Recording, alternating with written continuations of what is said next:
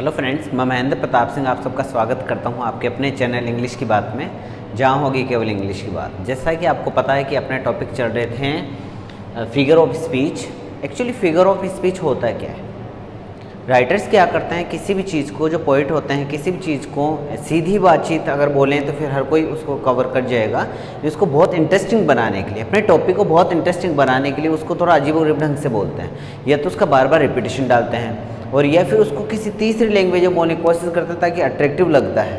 अब इसमें काफ़ी सारी चीज़ें ऐसी हैं जो हम समझ पाएंगे कि थोड़ा सा उल्टा उसका सेंस आता रहेगा, लेकिन फिर भी बहुत ज़्यादा इंटरेस्टिंग लगेगी। दो तीन मैंने फिगर ऑफ स्पीच कल आपको बता दिए थे, जैसे सिमिली थे, मेटाफर था, राइम्स है, और अब जो है अलिट्रेशन, असोनेंस एंड पर्सोनिफिकेशन, जो आपके रीड के सेकेंड लेवल में आपके सिलेबस में ये है। हम देखते हैं अकॉर्डिंग टू एग्जाम्पल, और उसके बाद में देखते हैं, आपको तुरंत समझ में आने लग जाएगा। अलिट्रेशन, इसका सेंस होता है, ये कब कैसे क्या यूज होता है। अलिट्रेशन मीन्स होता है having the same first consonant sound. जब भी किसी भी चीज़ को किसी भी बात को रोचक बनाने के लिए, जैसे आपने देखा है पीतल की पतीली में पपीता पीला पीला, इट मीन्स ये चीज़ें क्या है, अपने टंग को फ्लो देने के लिए, थोड़ा सा इंटरेस्टिंग बनाने के लिए, ऑडियंस के ध्यान खींचने के लिए। कुछ ऐसा, चंदू के चाचा ने चंदू की चाची को चांदनी चौक पे चांदी की चम्मच से चटनी चटाई, कुछ ऐसा करके। ये जो काफ़ी सारी चीज़ें हैं, ये वाली चीज़ें अपने टंग को फ्लो देने के लिए, थोड़ा अट्रैक्शन देने के लिए, एक ही कॉन्सोनेंट साउंड से स्टार्ट होते हुए उसके राइम्स डालते हुए, राइम हम जानते हैं लास्ट वर्ड पे होती है, और अलिट्रेशन स्टार्टिंग वर्ड से होता है। आपने देखा होगा, देखते हैं फर्स्ट पे। इट मीन्स जो आपके पास वर्ड होगा उसका फर्स्ट लेटर आपको कॉन्सोनेंट मिलेगा, और कॉन्सोनेंट साउंड एक साथ निकल के आएगा गजब एक ही तरीके से, तो आप समझ जाएंगे अलिट्रेशन है। लाइक किरण क, किड क, केप्ट सिंगिंग, किरण के बच्चे ने पढ़ना जारी रखा। It means Kiran, kid, kept, क। इसी चीज़ को आप देखेंगे और आप तुरंत समझ जाएंगे अलिट्रेशन है। बस कंसेप्ट आप दिमाग में रखें, क्योंकि मैं यहाँ आपको 4 या 3 एग्जाम्पल दे सकता हूँ, उसके बाद में जरूर नहीं कि यही एग्जाम्पल आपको वहाँ मिले, लेकिन अगर आपके कंसेप्ट क्लियर हैं तो आप आराम से इस क्वेश्चन को बना पाएंगे। Sita sees the sea with her father. अब आप यहाँ देखेंगे सीता में स, सीज एंड सी, स। Having the same first consonant sound start together. जब फटाफट एक साथ 2-3 हमें वर्ड्स में लगातार कॉन्सोनेंट साउंड मिलता है और एक ही जैसा साउंड मिलता है, तो उसमें अलिट्रेशन होता है। सीता में स है, सी में स है, एंड जो है आपका सी, उसी में भी क्या है, स है। यहाँ देखेंगे Gopal goes to Goa, Gopal goes to Goa, जी, कॉन्सोनेंट साउंड आपके सामने आ रहा है। To enjoy his Sunday, Gopal जो है गोवा जाता है अपने संडे को एंजॉय करने के लिए। No matter what is the sense, आपको ये देखना है कि जब लगातार जो वर्ड आए उसमें लगातार कॉन्सोनेंट साउंड आता है, उसको अलिट्रेशन बोलते हैं। फिर देखेंगे sheep should sleep in shed. Is it clear? अब आपके समझ में आ गया होगा कि अलिट्रेशन वो होते हैं जब लगातार वर्ड्स में लगातार कॉन्सोनेंट साउंड्स जब आते हैं तो उसमें अलिट्रेशन होता है। समझ में आ गया होगा आपको, क्योंकि काफ़ी सारे ऐसे गाने वगैरह, काफ़ी सारी ऐसी चीज़ें होती हैं जिनको थोड़ा अट्रैक्शन डालने के लिए, थोड़ा सा लोगों का, ऑडियंस का ध्यान खींचने के लिए, अपनी जो टंग होती है उसको फ्लो देने के लिए काफ़ी सारे पोइट्स ऐसा काम किया करते हैं। Is it clear? उम्मीद है ये जो अलिट्रेशन आपको बहुत अच्छे से समझ में आ गया होगा। और उसके बाद में हम आगे चलते हैं असोनेंस में। असोनेंस मीन्स होता है repeat the same vowel. Same vowel repeat होगा but start with different consonant sound. जो आपके पास में वर्ड्स आएंगे वो हो सकता है डिफरेंट कॉन्सोनेंट से स्टार्ट हो, बट उनके साथ में जो वोवेल प्रयोग किए जाएंगे वो एक जैसे होंगे, उनका साउंड एक जैसा होगा। अब देखेंगे कैसे।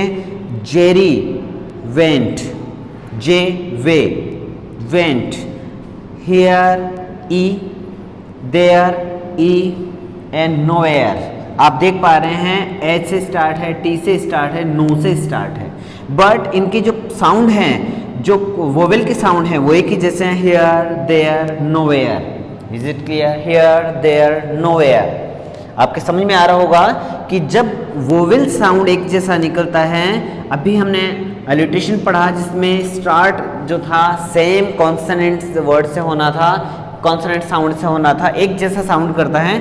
यहाँ हो सकता है स्टार्ट डिफरेंट कॉन्सोनेंट से हो, लेकिन उसके बावजूद भी जो आपका वॉवेल का जो कॉन्सोनेंट साउंड है वो आपको एक जैसा मिलेगा, हियर देयर नोवेयर। अब देखते हैं, देखिएगा ये भी अलग है, बी का बियर बी, नियर का एन बी, एंड जो फियर है उसका f b. Is it clear? लेकिन देखिएगा ई एंड ई से साउंड जो है bear, near and fear. Is it clear? बिल्कुल अलग अलग कॉन्सोनेंट साउंड से स्टार्ट हुआ है, लेकिन इसके बाद में जो वोवेल आप देख रहे हैं उसका जो साउंड है एक ही जैसा है, तो उसको असोनेंस बोलते हैं। आप फिर देखेंगे काव, जैसे सी एन, और उसके बाद में हाउ, काव, नाउ। देख पा रहे हैं कि ऐसे स्टार्ट है, सी से स्टार्ट है और एन से स्टार्ट है। इसके बाद में ओ। लेकिन अब आप इसका देखेंगे अलग अलग कॉन्सोनेंट साउंड से स्टार्ट होकर इनका जो वोवेल साउंड है वो सेम रहेगा, how, your, how, cow, now, h, c, n, but औ। देखिएगा बहुत ज़्यादा इंटरेस्टिंग है। अब इसमें डरने की कोई बात नहीं है, क्योंकि जैसे ही आप किसी एक लाइन को देखते हैं, आप एक जो आपका एग्जाम्पल है उसको देखते हैं, बस आपके कंसेप्ट क्लियर होते जाएंगे। तो कंसेप्ट क्लियर होते ही आप उसको देखते ही बता देंगे और आप अपने नंबर अच्छे से, आपके क्वेश्चंस जो हैं वो बहुत अच्छे से आप वहाँ बना पाएंगे। उम्मीद है ये वाली चीज़ भी आपको अच्छे समझ में आ गई होगी। एक बार आप इसको थोड़ा सा स्क्रीनशॉट लें। I will take some water.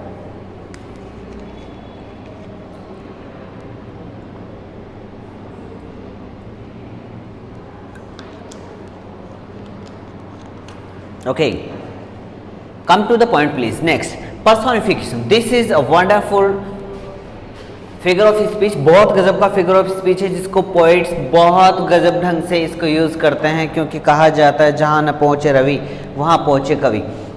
जिस लेवल पे एक सामान्य व्यक्ति सोचना ऑफ करता है, उसी लेवल से जाके अपने पोइट सोचना स्टार्ट करते हैं और कुछ ऐसी चीज़ें वो लिख देते हैं। जैसे कई बार होता है कि आपने कभी सूर्य को हंसते हुए देखा, सूरज को नो, तो नदी को नाचते हुए देखा नहीं, लेकिन ऐसा होता भी नहीं है। लेकिन फिर भी कवि अपने शब्दों में कुछ इस प्रकार से इन वर्ड्स का यूज़ करते हैं कि बहुत ज़्यादा अट्रैक्टिव लगता है, और इन्हीं शब्दों से हम क्या करेंगे, अपने इसका जो पॉइंट है पर्सोनिफिकेशन, उसको हम समझेंगे। देखिएगा अपने जो नाम है उसी में इसका काम है।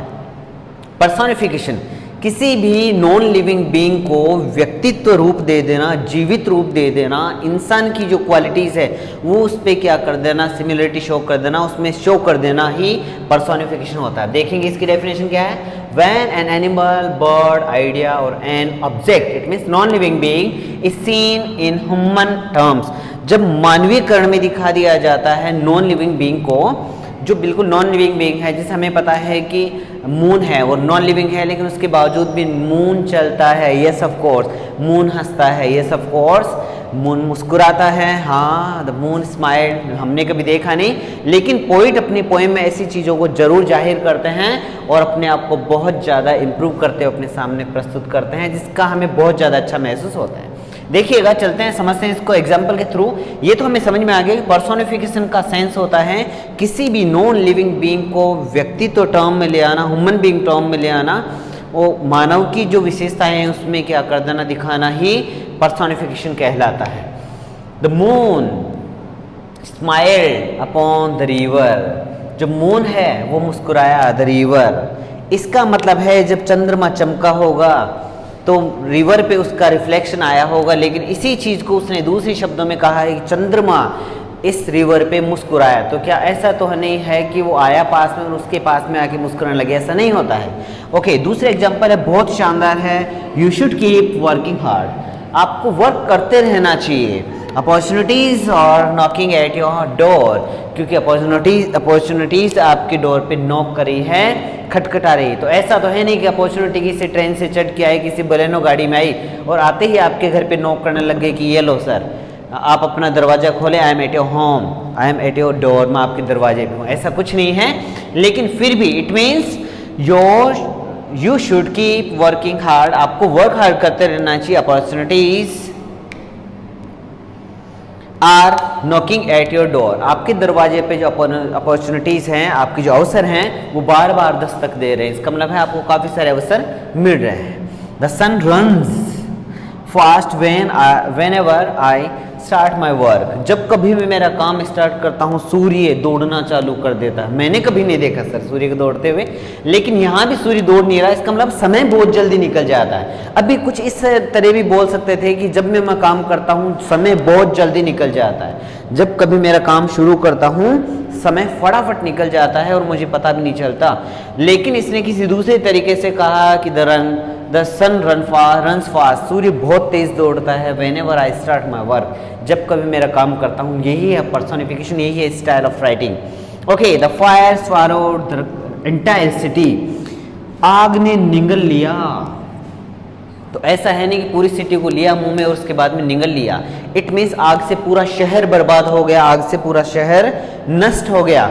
इस चीज को यूं नहीं बोल के कवि ने कहा है कि इस आग को एक व्यक्तित्व रूप दे दिया, क्योंकि जो लिविंग बीइंग होते हैं वही निगलते हैं। तो जब किसी नॉन लिविंग बीइंग को जब ये क्वालिटीज दे दी जाती है, उस पर शो कर दी जाती है जो लिविंग बीइंग में होती है, तब वहाँ हम पर्सोनिफिकेशन पाते हैं उसमें। अब आपके समझ में आ गया होगा जो अपने रीड लेवल पे 5 या 6 ही आपके फिगर ऑफ स्पीच हैं। इसमें सिमिली थी, मेटाफोर था, राइम था, अलिट्रेशन था, उसके बाद में आपके असोनेंस था और उसके बाद में पर्सोनिफिकेशन। उम्मीद है ये चीज़ें आपको बहुत अच्छे समझ में आ गई होगी। और अगर ये चीज़ आपको बहुत अच्छे समझ में आई है, वीडियो बहुत अच्छा लग रहा है आपको, तो please cooperate me and thumbs up तो ज़रूर करें, लाइक ज़रूर करें, शेयर ज़रूर करें और मेरे चैनल को सब्सक्राइब जरूर कर लें, ताकि आगे आने वाली वीडियो आपका जो नोटिफिकेशन आप तक आराम से पहुंचता रहे। Thank you, thanks a lot.